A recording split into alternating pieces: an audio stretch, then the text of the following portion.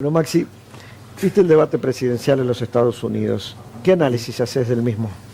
Interesantísimo, digamos, para todos aquellos que amamos la política. La verdad que lo que sucede en ese tipo de debates presidenciales es para nosotros, además de un show, un enorme aprendizaje, ¿no? Un debate a la americana, contraste puro y duro. Escuchaba lo que decían al arrancar y coincido plenamente. En realidad todos sabíamos más o menos qué podíamos esperar de Donald Trump.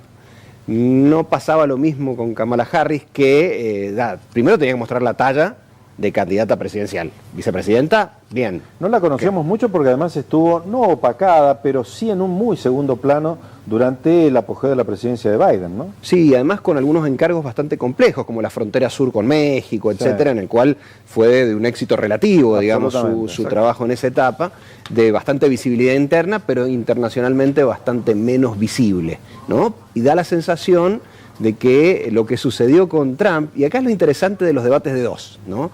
Porque en los debates de dos se empiezan a contrastar atributos, ¿no? Entonces lo que terminó pasando en el anterior debate entre Trump y Biden, donde aparecía un Trump potente, un Trump fuerte contra un Biden envejecido, lento, etcétera. Pero costó prácticamente la carrera a ese debate, ¿no? Tal cual. Ese fue quizás la cereza del postre, digamos, que termina dando de baja la candidatura de Biden. Bueno, este fue un debate completamente distinto desde el primer instante, y por eso digo que los equipos de campaña, y sobre todo en Estados Unidos, tienen un trabajo muy pormenorizado en la previa del debate. Primer cuestión que sucede en el debate, entran y va Kamala Harris a saludar, cruza el estrado, dominio del espacio, y va a saludar a un Donald Trump que todavía ni siquiera llegaba a su lugar. Rompe el eje geométrico, suelen decir. Exactamente. Los ¿Quién invade a quién? Exactamente. Ese sería un poco el punto. A mí me llamó la atención cuando pasa de la línea principal de su propio, de ese pequeño escritorio, dije, está dando un mensaje, fue adelante. Sin ninguna duda, fue bastante fuerte desde el arranque, evidentemente muy bien pensado, y se dieron cuestiones que creo que muestran una performance de Kamala Harris por encima de lo que se esperaba de ella, aún en Estados Unidos, y una performance de Trump que paradójicamente estuvo por debajo de lo que él suele dar, haciendo lo mismo de siempre, pero menos. Ahora, los moderadores que allá tienen un trabajo distinto a los moderadores generalmente en los debates en la Argentina, según denunció Donald Trump, actuaron más en favor de Kamala Harris que de él. ¿Eso es cierto o no? Sí. Sí. Sí, si uno ve las intervenciones ponían en cuestión varias de las cosas que decía Trump. Ahora pasa lo siguiente, ¿qué sucede si yo vengo acá y digo una mentira flagrante? ¿Cuál es el rol del periodista? ¿Es escucharla simplemente? O ponerte en evidencia. En el debate lo que pasó, actuaron más como periodistas que como moderadores, sin dejar pasar algunas cuestiones que son propias del discurso de Trump, donde en muchas ocasiones hace referencia a cuestiones que son flagrantemente falsas, y ellos le hicieron notar. No es el mismo rol, no son las mismas pautas de los debates en la Argentina, de los moderadores. Sí, donde prácticamente los periodistas no hacen trabajo de periodismo. Exactamente, lo que hacen es moderar. Habla Juan, habla Pedro, yo en el medio, freno, es básicamente ese el trabajo. Ahí tienen un rol más activo, históricamente, no de ahora, y a Trump lo incomodó. ¿Por qué? Porque puso en evidencia algunas cuestiones que no tenían un sustento real detrás de lo que él decía, ¿no?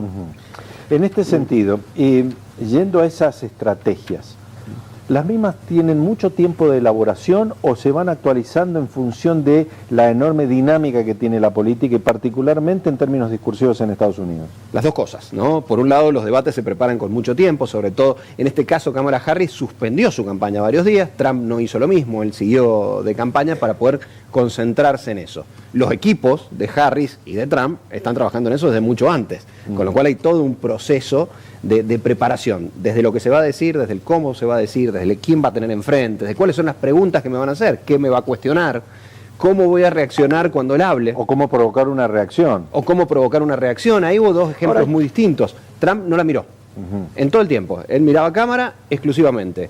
Kamala Harris lo miraba a él y jugaba con su gestualidad, con sorna, poniendo en cuestión, interrumpiéndolo en algunos momentos. Todo esto es preparación, pero después hay que estar ahí. Ahora, yo te digo una cosa, en el debate presidencial acá en la República Argentina, Massa creo que lo paseó directamente a Milei, porque lo paseó, principalmente en el primer debate fue un triunfo muy fuerte, pero después la gente cuando tuvo que votar, la verdad que lo que pasó en el debate se dio totalmente al revés de lo que había pasado en términos electorales. Bueno, o sea, no es tan decisivo.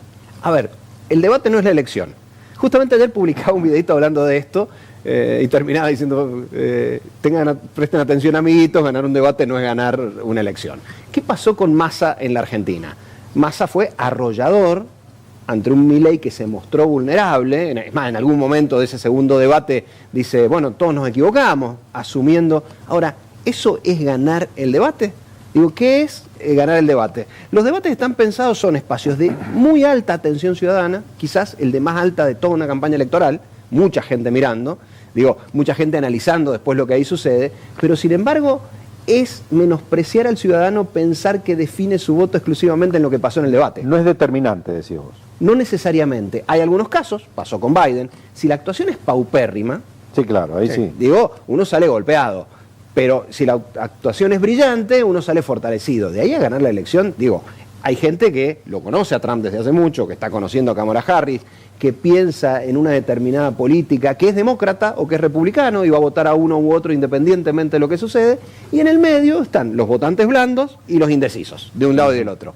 Ahí se juega un poco el debate, entre otras muchas cosas que suceden en campaña. Como digo, es relevante, en general sí, es un momento de máxima tensión, no necesariamente define, y ganar un debate en términos de... es bastante subjetivo.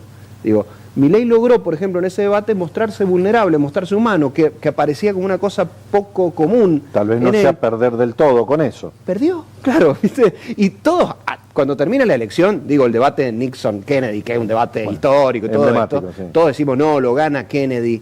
Lo podrían haber dicho ese día, digo, porque cuando terminó el partido, todos sabemos lo que sucedió. Sí, los resultados del lunes cualquiera lo sabe. Tal cual. Entonces, en ese contexto, a veces es bastante más sutil lo que puede ser ganar o perder un debate presidencial. Vamos un poquito a la realidad de la política argentina. Ayer se trató el veto de lo que fue la movilidad jubilatoria. Desde tu óptica y analizando el electorado de San Juan, ¿cómo ves que puede llegar a pesar a favor o en contra del presidente el veto a la movilidad jubilatoria? A ver, en el segmento específico afecta, sin ninguna duda. ¿El jubilado toma en contra de Milei el hecho de que le haya vetado esta movilidad? Algún segmento de jubilados sin duda, porque tocan un interés específico. Y digamos, particularmente claro. el grueso, que es el más necesitado, que es el que está en la mínima. Claro, tocan algún interés específico, con lo cual en el corto plazo, nuevamente pasa como en los debates, no es lo único que sucede en la política, pero puede tener un impacto en términos de imagen positiva, potencialmente. También podríamos haber dicho eso cuando hubo la gran marcha universitaria y finalmente cuando se midió después, la imagen se mantenía estable. ¿Podría afectarlo? Creo que sí, es probable que esto suceda, pero también es cierto que suceden otras cosas al mismo tiempo, ¿no? Entonces, en una política argentina que está bombardeada de novedades de manera permanente, hay otras cuestiones que también, digo, lo que se dijo de la inflación, también puede afectarlo positiva o negativamente. El 4,2% del mismo día donde el veto, digamos, sigue su curso, se difunde el dato de inflación. Bueno, eso también potencialmente afecta, en positivo o en negativo. No siguió bajando, no sube sustancialmente la inflación y me parece que eso también muestra, en términos de la propuesta única de venta de este gobierno, que es el control de la inflación, muestra un gobierno que logra sostener eso. Son fuerzas, unas hacia arriba, otras hacia abajo, y luego se compensan en valores que veremos en las próximas semanas con los primeros datos de opinión pública. En todo caso, impactaría en el que decidió el veto. ¿Capitaliza la oposición que no se sabe quién la conduce? No me parece que en principio. No hay hoy, para que capitalice alguien, tiene que haber alguien. Exactamente, no eso voy, porque no se sabe quién la conduce. Cuando no hay un alguien, es difícil que se capitalice. Exactamente. Porque además hay movimientos a favor, en contra, algunos que faltan, otros que votan. Entonces es como más gris el asunto en términos de la capitalización del resultado de lo que sucedió. Yo no vi ayer un vocero claro, contundente e instalado en términos de opinión pública que sostuviera dar de baja el veto de manera contundente y que lo pudiera capitalizar. Hasta ahora la oposición carece de figuras políticas que sean capaces de aglutinar a esos sectores que potencialmente están en contra de una u otra medida. ¿Eso en el ámbito nacional y provincial? Sin duda. ¿Y acá cómo ves la imagen del gobierno? La imagen del gobierno, lo hemos conversado en algún momento, se mantiene con un nivel de estabilidad entre los 55 y 60 puntos desde que asumió. ¿Bien? Un espacio, digamos, de tiempo bastante largo para mantener una imagen bastante sólida. Pasa a nivel nacional, pasa en otras provincias y pasa en San Juan, que se mantienen esos estándares entre 55 y 60 puntos acá, en algunos otros... alto, digamos. Sí, por supuesto, por supuesto. Por encima del 50%, cualquier cosa. Además te estoy hablando midiendo con regular. Si vos después dividís los regulares, los puntajes van muy por encima. Quien no mide lo mismo que medía cuando arrancó en San Juan es Milei, que ha tenido un leve deterioro. Digo, estaba rondando los 50 puntos, ahora está más cerca de los 40, que me parece que tiene que ver con esto, pero que no se refleja, fíjate, en los números de nivel nacional. Eso es un fenómeno sanjuanino que todavía no se ve, y no sabemos si se vaya a ver más adelante, en el agregado nacional. Esa estabilidad de la imagen del gobierno local también está vinculada a que no se identifica a quién lidera la oposición en San Juan.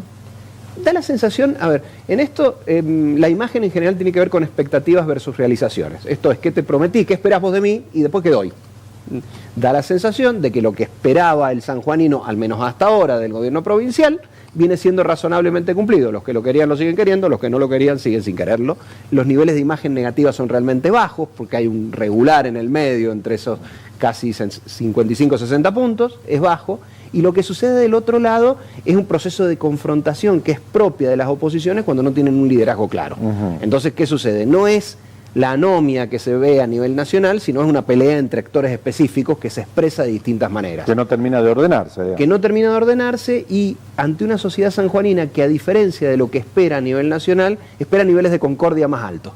Históricamente, el sanjuanino, digo históricamente y me refiero a después de Abelín, digamos, en toda esta última etapa, en los últimos 20 años, el sanjuanino ha sido bastante refractario a las peleas políticas. Cuando ve peleas políticas, eso en general afecta. Y no pasa lo mismo a nivel nacional, donde actualmente, si no, no sería posible Milei, las peleas son bien vistas en esta etapa. En San Juan no, la concordia, digamos, el acuerdo... Y ha ido mejor a San Juan con la concordia que con la pelea, esa es una... Y hay toda una historia, digo, incorporada en la cultura política del sanjuanino que explica esto que sucede. Como de un lado ve peleas, ese lado se ve afectado. Claro. Ese sería un poco el resumen de lo que está sucediendo. Te hago una última pregunta por mi parte, y en base a tu experiencia en Perú. Murió Alberto Fujimori. ¿Qué representa para Perú la muerte de Alberto Fujimori? Y el eje de sustentación, Fujimori, porque ellos le dicen Fujimori, Fujimori. Y los Fujis a los que apodan al Fujimorismo. Fujimori era el eje rector de la política peruana hasta ayer. Bien, era Fujimorismo, antifujimorismo, de hecho hecho campañas, digamos, jugando con esos conceptos, y aparecía como aquellos que lo defendían enormemente, pensando sobre todo en la estabilización económica, el control de Sendero Luminoso, la desaparición de Sendero Luminoso, etcétera, y quienes lo atacaban como un dictador. Reforma constitucional para cambiar las leyes y quedarse más tiempo, encerrar a los congresistas en el Congreso durante un tiempo, corrupción, esterilizaciones forzadas de mujeres indígenas, digamos. Entonces, amores y odios. ¿Qué va a suceder ahora sin la figura de Alberto Fujimori? Porque quien sigue es la hija, Keiko Fujimori, que estaba haciendo toda una jugada para tratar de poner a su padre de candidato e ir ella detrás. Ha sido derrotada 3 veces en elecciones presidenciales. Esto, su padre, con quien tenía una relación de idas y vueltas muy complicada, ha terminado complicándole la estrategia de campaña de Keiko para las elecciones de 2026. ¿Qué pasará? ¿Cómo se reordenará las variables? A mí me resulta apasionante porque lleva 20 años divididas de la misma manera, ¿no? Entonces, el fallecimiento de Fujimori es un evento enormemente relevante para la política peruana. ¿Y para la región?